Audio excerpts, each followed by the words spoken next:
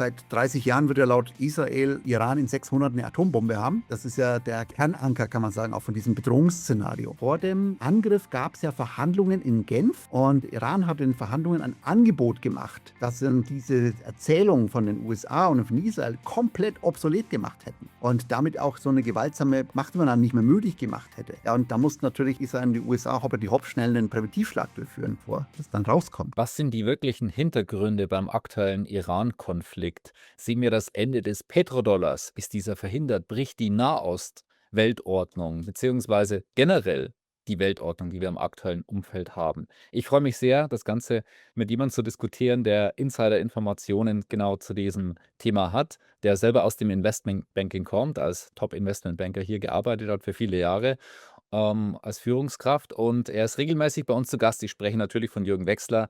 Und lieber Jürgen, schön, dass du heute mit dabei bist bei einem sehr, sehr spannenden und wichtigen Thema im aktuellen Umfeld. Ja, herzlichen Dank auch Thorsten wieder für die Einladung. Freut mich auch, dass wir hier das Ganze mal vom Hintergrund aus beleuchten können, nicht nur, was uns offiziell so ein bisschen gesagt wird. Und ja, ein spannendes Interview auf alle Fälle. Ja, deswegen, ich bin sehr, sehr gespannt, wie du das Ganze siehst. Wir haben schon 1, 2 Sätze vorher gesprochen, aber ich bin jetzt gar nicht so tief reingegangen, weil wir werden das hineinschauen. Und zum einen, weil wir bekommen also in den westlichen Medien ja sehr pro USA und der Krieg, der dauert nicht so lange, der wird auf jeden Fall gewonnen. Wenn man dann ein bisschen aus dem westlichen Raum heraus geht, sieht es häufig dann ein bisschen anders aus von den Meinungen. Deswegen bin ich sehr, sehr gespannt, wie du das Ganze siehst. Deswegen, ja, starten wir gleich durch. Wie sind denn aus deiner Sicht die Interessenlagen und Handlungsmöglichkeiten von den Akteuren? Ja, also es geht meistens ja bei den Kriegen um bestimmte Themen. Hier vor allen Dingen auch um das Thema des Petrodollars und die wirtschaftlichen Gegebenheiten. Und vor allen Dingen auch um das Thema Handelslinien und Transportlinien, ja? Die waren ja schon immer ein guter Kriegsgrund, auch in der Vergangenheit. War ja damals auch schon Auslöser für den Ersten Weltkrieg, die Berlin-Bagdad-Bahnbau durch Großbritannien entsprechend, dass die das als Auslöser genutzt haben, weil damals hätten sie ja die Kontrolle über die Seewegtransporte, verloren und wären als Seemacht eben dann sehr stark zurückgefallen. Also, die Frage ist ja dann häufig auch bei der internationalen US-Außenpolitik: Kann ich einen Feind, ja, durch Befeuerung einer inneren Revolution eliminieren? Das ist ja auch, was die USA bei den vielen Farbrevolutionen in den 2010er gemacht hat. Also, Geld und Waffen an Oppositionsbewegungen in diesen Ländern geben. Ja, und bei den Iran hat diese innere Zersetzung leider nicht funktioniert. Die Währungswaffe, die sie ausgepackt hatten, die USA, hatte dieses Mal im Iran eben nicht funktioniert. Und die haben nicht mal hinterm Berg gehalten, die USA. Also der US-Finanzminister Scott Bessent, der hat ganz offen gesagt: „Wir haben eben eine Dollarknappheit im Iran erzeugt und eine der größten Banken ist dabei zusammengebrochen. Die Zentralbank musste Geld drucken, die Währung ist in den freien Fall übergegangen.“ Also, eine ganz spannende Sache. Und deswegen, nachdem dieser innere Impuls, also nach dieser Währungsabwertung, nach diesem Währungsabsturz die Revolution nicht funktioniert hatte, dann braucht es eben einen äußeren, Impuls. Und das ist die Bedrohungslage oder ein Angriff von außen, ja? Und nachdem ja, wie gesagt, das Variante 1 für die Geheimdienste der USA und Israels nicht funktioniert hat, ist jetzt eben die Variante 2 im Spiel. Aber das hat auch viele Vorteile, muss man sagen, für die USA oder viele, wo mehrere Fliegen mit einer Klappe geschlagen werden können. Also, das erste ist schon mal die neue geplante Seitenstraße Chinas, die kann hier eben zu Land gebrochen werden, weil Iran ist hier ein zentraler Knotenpunkt für diese neue Handelsmachtstraße. Ja, und das Zweite ist natürlich auch, China ist damit auch geschädigt worden, weil knapp 13% des Öls für China kam bisher aus Iran. Und das ist dann ja dann schon der, nach Venezuela der zweite Schlag in die Rohölversorgung Chinas, weil beispielsweise 2 Drittel der Ölexporte Venezuelas, die gingen zuletzt eben nach China. Ja, ein dritter Punkt ist dann entsprechend der Währungscut, weil Iran hat eben Lieferungen auch in chinesischen Yuan schon, fakturiert, neben anderen Ölstaaten. Und damit bekommt man natürlich auch eine Abschreckung gegenüber anderen Ölstaaten, weil der chinesische Yuan, der soll eben nicht Ölwährung werden, um diese Petrodollar-Hegemonie hier aufrechtzuerhalten. Und dann natürlich auch 'n weiterer Punkt, Russland kann man damit schädigen. Warum? Nun, Der Nord-Süd-Handelskorridor ist eben damit unterbrochen. Der sollte auch über Teheran laufen, also von St. Petersburg über Kasachstan, dann eben über Teheran an die südliche Küste dort und dann nach Mumbai. Und bisher ist er hauptsächlich auch übers Schwarze Meer und übers Mittelmeer und über den Suezkanal ist ein bisschen unsicher geworden für Russland. Deswegen wäre der Korridor enorm wichtig geworden. Ja, und die USA will aber mehr Schiffstransporte erzwingen, der BRICS. Warum? Weil diese Schattenflotten, wie es ja gern genannt wird, haben wir jetzt ja gesehen, die können dann in internationalen Gewässern einfach ja, übernommen oder geentert werden. Hat jetzt auch keine große Auswirkung drauf.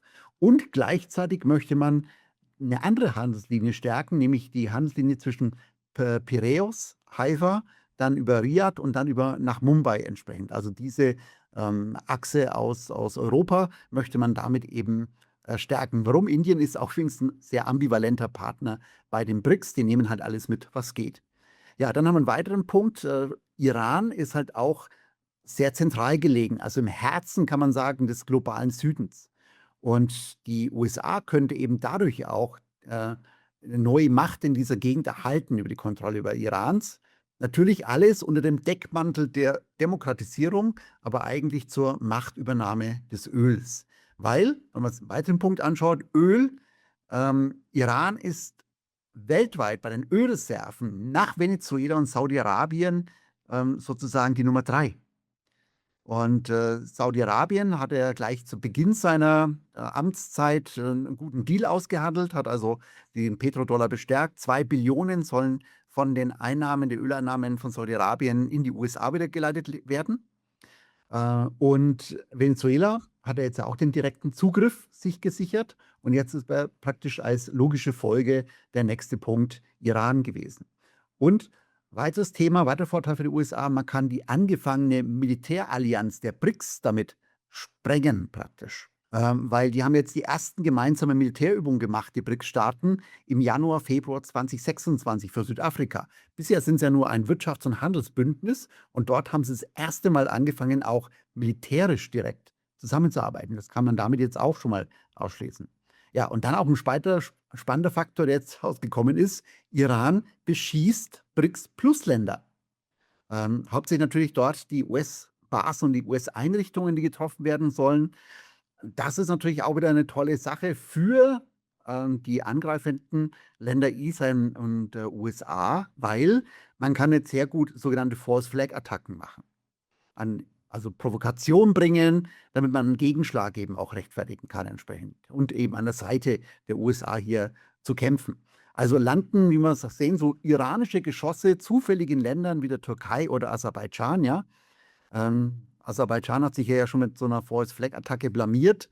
False Flag, was heißt das vielleicht? Vielleicht sagen wir es auch mal kurz. Das ist, ich beschieße mich selbst und tue so, als hätte andere mich beschossen, ja. Und als Beweis zeigt man meistens dann irgendwelche Überreste vom Geschoss, der Bauart von einem angreifenden Land. Ja, in Aserbaidschan, da war es halt dann ein eigenes Fabrikat. Ja, das war dann ziemlich schnell zu sehen. Und deshalb ist es dann aufgeflogen. Aserbaidschan übrigens, warum ist es so zentral? Israel beschafft sich fast 50% ihres Öles aus Aserbaidschan. Deswegen ist es ein ganz wichtiger Partner natürlich dann für die israelische Energieversorgung. Ja, und hier sollen dann immer Länder einfach in Krieg als Verbündete mit hineingezogen werden. Und weiterer Vorteil auch, man kann neue Militärtechnik testen. Weil Israel ist ja auch führend weltweit mit in der Waffentechnologie, insbesondere auch bei den ganzen Luftabwehrsystemen, die man dann weltweit einfach weiterverkaufen kann. Es ist einfach eine wirtschaftliche Sache, ja, also so Schlimmes ist aus menschlicher Sicht immer die ganzen Kriege, es geht häufig einfach hier ums Geld. Ja, und der 10. Punkt ist auch nochmal ganz wichtig: Iran kann keine Atombombe mehr bauen. Das soll ja übrigens auch der Auslöser sein von dem Präventivschlag, wie er genannt wird. Aber anders als eben die meisten denken, denn ja, seit 30 Jahren wird ja laut Israel Iran in 6 Monaten eine Atombombe haben. Das ist ja der Kernanker, kann man sagen, auch von diesem Bedrohungsszenario. Und wie damals ja auch im Irakkrieg, da hat man das Thema ja auch mit den Biowaffen als Massenvernichtungswaffen als Grund für den Einmarsch war. Und mittlerweile haben es selbst die USA zugegeben, dass dies gelogen war. Es gab also da niemals diese Waffen in den Irak. Ja? Und jetzt ist eben der Iran dran. Und vor dem Angriff gab es ja Verhandlungen in Genf. Und die wurden ja quasi durch den Angriff auf den Iran durch den USA und Israel abgebrochen. Und in einer Nacht- und Nebelaktion ist dann dieser Konflikt gestartet worden, obwohl man eben einen späteren Start gegebenenfalls, wenn diese Verhandlungen gescheitert wären. Ja, und was man so hört von dem Verhandlungsvermittler, also dem Außenminister vom Oman, der ja, der hatte den Iran eben in Verhandlungen, oder der Iran hatte in Verhandlungen ein Angebot gemacht, das dann diese Erzählung von den USA und von Israel komplett obsolet gemacht hätten und damit auch so eine gewaltsame, ja, Machtübernahme nicht mehr möglich gemacht hätte. Weil Iran wollte sich dazu committen und schriftlich geben, dass sie quasi alle Atombestände abgeben wollen. Und sie hatten gesagt, meist nur noch zivile Atomprogramme. Also sie würden aber zukünftig komplett darauf verzichten, ja, vor allem schon mal die nächsten 5 Jahre. Ja, und da mussten natürlich die Israel und die USA hoppla die hopp schnell einen Präventivschlag durchführen, bevor das dann rauskommt, ja. Spannend. Das heißt, im Prinzip das heißt ja letztendlich, es ging gar nicht so direkt um das Thema Atomwaffen. Das hätte sich möglicherweise von selber gelöst eigentlich innerhalb von kurzer Zeit und deswegen kam vielleicht etwas früher als ursprünglich geplant, dieser Schlag. Nun ja, du hattest mehrfach den Begriff Petrodollar erwähnt und der hat ja eine ganz, ganz wichtige Bedeutung in unserem internationalen Finanzsystem. Deswegen, vielleicht kannst du ein bisschen schildern, was ist dieser Petrodollar und was spielt der in diesem Konflikt für eine Rolle? Ja, also Petrodollar-Regel, und die globale Vorherrschaft, kann man sagen, der USA, die sind einfach auch untrennbar miteinander verknüpft, weil eben der US-Dollar als Eckpfeiler auch der amerikanischen Hegemonie hier dient. Und der Zusammenhang zwischen dem Petrodollar und dem geopolitischen Konflikt im Iran ist hauptsächlich wirtschaftlicher Natur und dient einfach hier auch der Absicherung der generellen US-Vormachtstellung. Also wenn man mal so anschaut, die Zusammenhänge, das erste schon mal die Sicherung eben der Leitwährungsfunktion. Ja? Die Petrodollar-Regel sagt eben, dass Öl weltweit primär gegen US-Dollar verkauft werden muss. Und der US-Dollar kann dann seine Funktion eben als weltweite Leitwährung gegen den Druck der BRIC-Staaten nur dann aufrechterhalten, wenn eben es der US-Regierung hier gelingt, alle wesentlichen Ölproduzenten auf den Petrodollar zu verpflichten. Ja, und die Leitwährungsfunktion, die generiert nämlich den USA indirekte Einnahmen von ca. 500 Milliarden bis zu 1 Billion Dollar pro Jahr, was geschätzt wird, um damit den Großteil des US-Militär- und Geheimdiensthaushaltes finanziert wird. Ja. Und dieses System hat über Jahrzehnte hinweg die Funktion des Dollars als Weltleitwährung abgesichert. Deswegen ist natürlich auch das US-Militär extrem daran interessiert an dem aktuellen Konflikt, weil es ja im Prinzip ja ihre Lebensversicherung ist, das Ganze. Ja, und da sind wir nämlich auch bei der Finanzierung von Militär und Macht. Durch eben auch die Dominanz des Dollars können die USA ihre Haushaltsdefizite immer wieder mit frisch gedrucktem Geld einfach finanzieren und auch damit ihre Inflation in die Welt exportieren. Und aus diesen Mitteln eben werden unter anderem genau das Militär und ja, die Geheimdienste hier finanziert. Und ohne diesen finanziellen Vorteil wären diese Säulen der Macht einfach auch nicht mehr finanzierbar. Ja, man kann hier dann eben den Iran als den, ja, ich würde mal sagen, so letzter Baustein sagen. Eben nach den Golfstaaten wie Saudi-Arabien und Venezuela hat, wie gesagt, der Iran ja auch die höchsten Ölreserven und deswegen ist es hier der letzte fehlende Baustein, um auch den Petrodollar für den Hauptteil der Weltölproduktion auch fest zu zementieren, kann man sagen. Und aus dem Grund wird eben auch so diese geopolitische Auseinandersetzung im Iran als unvermeidlich angesehen. Und Länder wie Iran und Venezuela und vor allem deshalb unter massiven Druck der USA, ähm, um sie eben auf Linie wiederzubringen für den Petrodollar. Und dabei geht es einfach weniger um Menschenrechte, wie es uns gesagt wird, sondern eben hauptsächlich darum, zu verhindern, dass diese Länder ihr Öl gegen andere Währungen als den Dollar verkaufen. Das heißt also, wir haben hier ein Zusammentreffen von Interessen. Im Iran kommen einfach die geografische Frage, also so Einflusszonen, und die Währungsfrage, der Petrodollar, einfach zusammen. Und der wirtschaftliche Zwang kollidiert einfach mit den Sicherheitsinteressen Israels, das eben den Iran ja immer wieder als größte existenzielle Bedrohung hier wahrnimmt. Sowie natürlich auch mit teilweise der internen Unzufriedenheit von der iranischen Bevölkerung mit dem Regime dort. Ja, was wären die Folgen auch von so einem Systemwechsel, während, ja, die Natur des Regimes hier, die Atomwaffenbedrohung und die Bedrohung Israels den, sage mal, propagandistischen Vorwand für dieses Vorgehen liefert, ist der eigentliche Kern von dieser Auseinandersetzung, die wir hier sehen, die machtpolitische und wirtschaftliche Neuordnung insgesamt der Welt. Es geht also im Kampf zwischen einer unipolaren Weltordnung unter Führung der USA, ja, und einer entstehenden multipolaren Weltordnung, wo wir schon öfter darüber gesprochen haben, unter den BRICS. Also sollten die USA den Petrodollar verlieren, dann verlören sie auch den, oder würden sie auch den Kampf verlieren um die Leitwährung und damit ihre unipolare Weltherrschaft in einer eben auch, wenn man so sagt, die multipolare Weltordnung, die daraus kommen würde, könnten die USA dann entsprechend von China abgehängt werden, weil eben Chinas Finanzkraft die der USA mittlerweile deutlich übersteigt. Und die BRICS-Staaten, die arbeiten ja aktiv dran, den Dollar zu, ich möchte es mal nennen, thronen, um eben diese Vormachtstellung hier zu beenden. Und ja, ein Zusammenbruch von dem Petrodollar-System würde eben dazu führen, dass die USA ihre Defizite nicht mehr einfach über die Druckerpresse finanzieren könnten.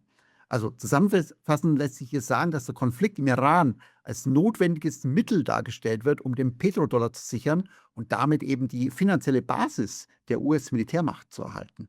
Gut, da waren viele spannende Punkte mit dabei. Du hast ja auch, über die Zukunft von BRICS ein bisschen gesprochen.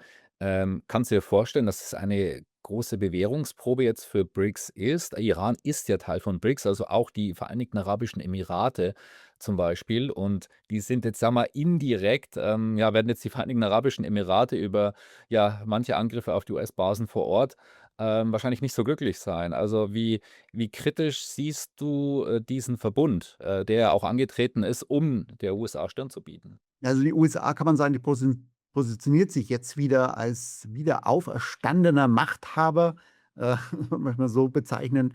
Trump versucht jetzt, das ist seine Taktik, die BRICS zu spalten. Er hat gemerkt, er kann sie von außen nicht einfach so ja, bekämpfen. Deswegen macht er jetzt den Weg von innen heraus, die zu spalten, weil er weiß eben, dass er sie hier nicht irgendwo besiegen kann in der Form, wie er bisher dachte.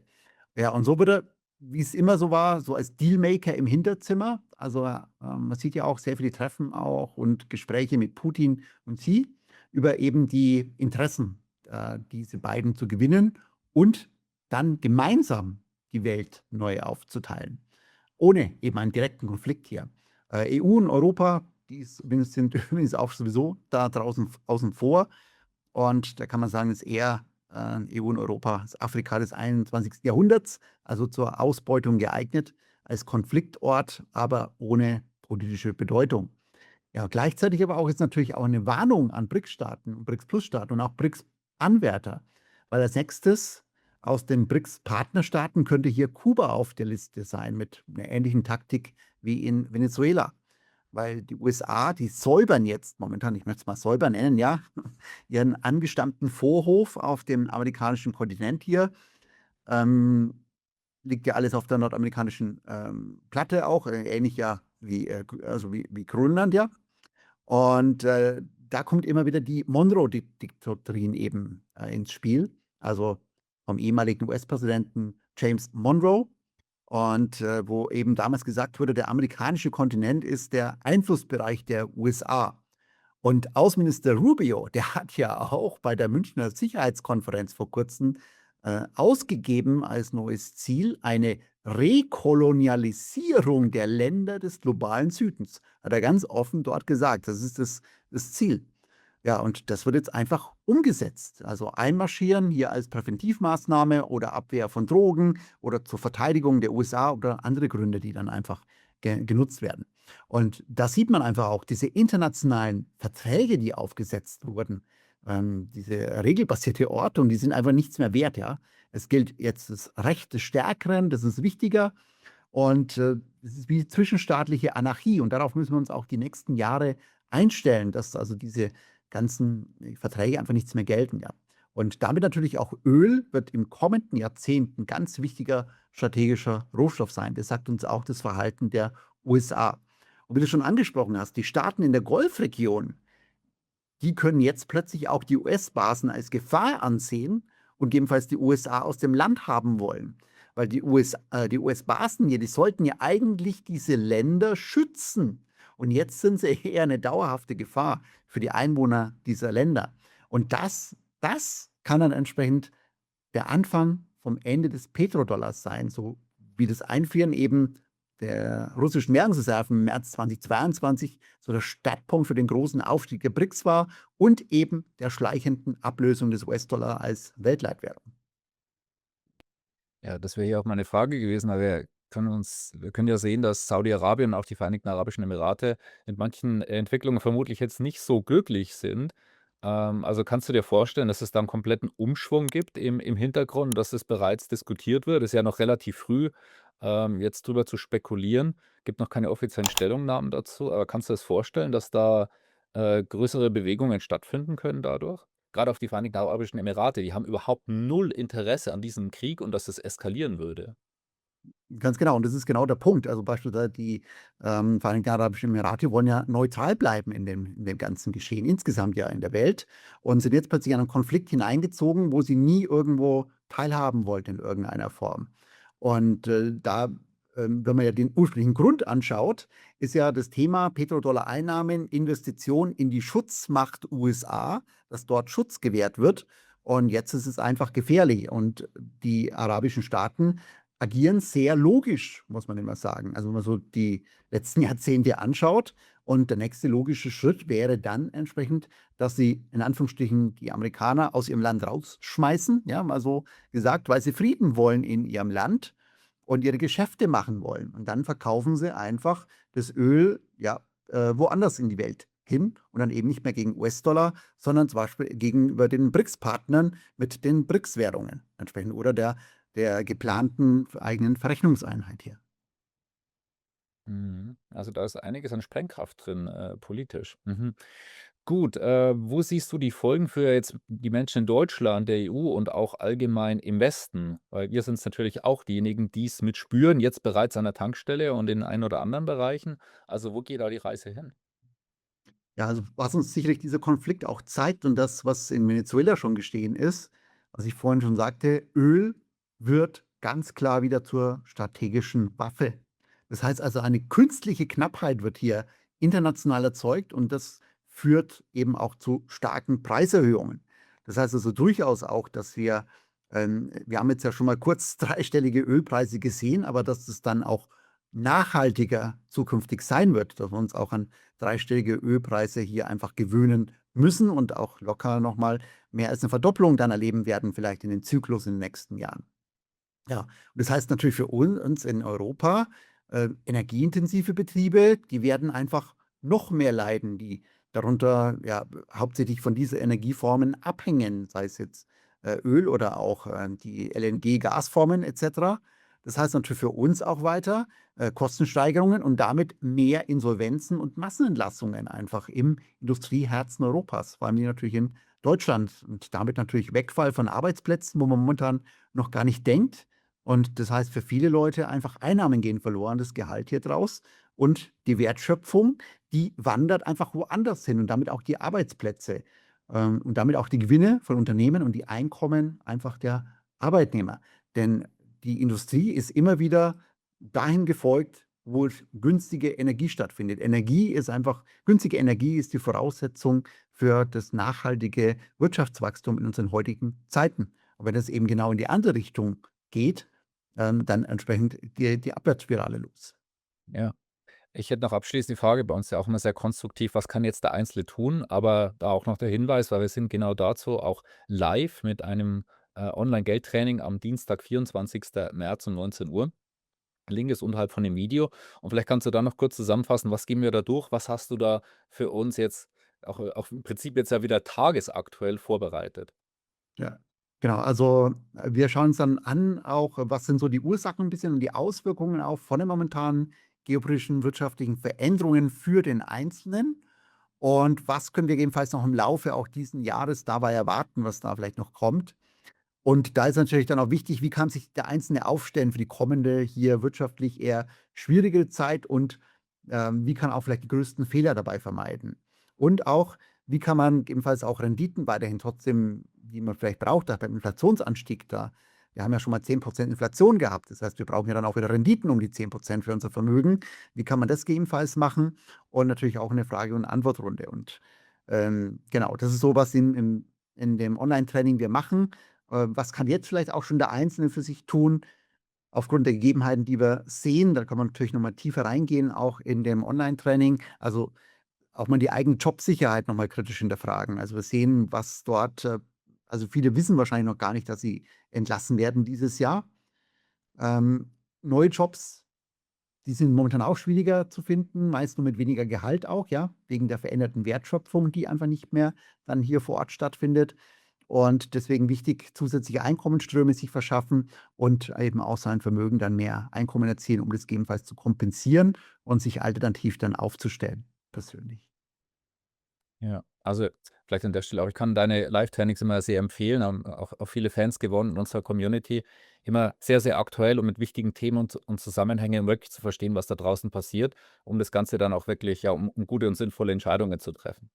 Dann übrigens so 'n vielleicht, ich sage es nur kurz mit dazu, so 'n kleiner Fun-Fact. Also, nicht wundern, wenn ich ab und zu 'n bisschen hin und her schwanke, weil ich bin ja grade noch hier auf dem Schiff in der Antarktis. Wir haben hier grad 6, 7 Meter hohe Wellen. Ich versuche das immer auszugleichen, aber nicht wundern, wenn ich da so 'n bisschen hin und her wackele. Aber das ja genau, so 'n kleiner Fun-Fact dazu. Wir kommen jetzt eher auch zum Konstruktiven, da passt das, denke ich, auch ganz gut. Vielleicht kannst du noch so 'n Abriss geben. Also, was kann der Einzelne jetzt wirklich tun? Mal so Ja, also zusammenfassend zumindest schon mal. ja, genau. Forsch Also, sich weiter, schon mal mit der Gegebenheiten international beschäftigen. Das ist schon mal wichtig, dass man dort auf dem Laufenden bleibt, denn die Veränderungen werden schnell und groß sein dieses Jahr. Und wie gesagt, mal noch mal schauen, wie ist eigentlich mit der eigenen Jobsicherheit das Ganze und wie kann man hier alternativ vielleicht vorgehen? Also, sich schon mal mental darauf vorbereiten, dass es hier große Veränderungen geben wird und dann aber auch, eben in den Finanzen, mal eine Bestandsaufnahme machen und zu schauen auch, wie könnte ich gegebenenfalls mit meinem, Geldbestand hier auch Einnahmeströme ersetzen, die ich vielleicht aus dem Gehalt, für eine Zeit lang nicht habe. Mhm. Ja. Und einiges mehr werden wir definitiv ja noch, aus Erfahrung dann am Dienstag durchgehen. Lieber Jürgen, vielen Dank. War 'n sehr, sehr spannendes Interview, einfach auch so in diese Puzzlestücke zusammenzusetzen und was passiert da draußen eigentlich wirklich. Und, ja, also, wir werden auf jeden Fall weiterhin informieren. Sei auf jeden Fall am Dienstag mit dabei, Link unterhalb von dem Video. Und Jürgen, ich freue mich drauf, dich dort wiederzusehen und ich freue mich auf die Inhalte. Ist jedes Mal wieder neu und spannend. Freue mich auch drauf, wird auf alle Fälle 'n toller Abend werden.